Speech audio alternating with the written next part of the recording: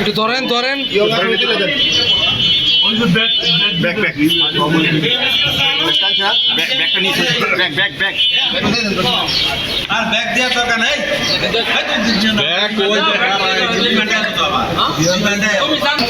আমাদের গাড়িতেই থাকে, পরে আবার আমরা রমজান ভাই আমাদের গাড়িতে থাকে।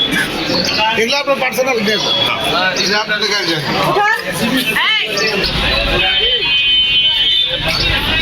গতকালকে আমরা মিরপুর থানা এলাকায় মিরপুর থানার সহযোগিতায় ধামরাই থানার বিগত 2014 সালের যে এমপি ছিলেন এম এ মালেক, তাকে গ্রেপ্তার করা হয় এবং গ্রেপ্তার করার ফলে তার বিরুদ্ধে ধামরাই থানায় যে মামলাটা ছিল সেখানে তিনি আকাম জামিন নেওয়ায় এবং আশুলিয়া থানায় আমাদের মামলা রয়েছে তার বিরুদ্ধে, সেখানে 45 নম্বর মামলায়, একটা হত্যা মামলায় তাকে আমরা কোর্টে দিয়েছি এবং সেখান থেকে আমরা রিমান্ডের প্রেয়ারও দিয়েছি এবং যখন জিজ্ঞাসাবাদ করা হবে যে ছাত্র জনতা হত্যায় তার কতটুকু সম্পৃক্ততা রয়েছে।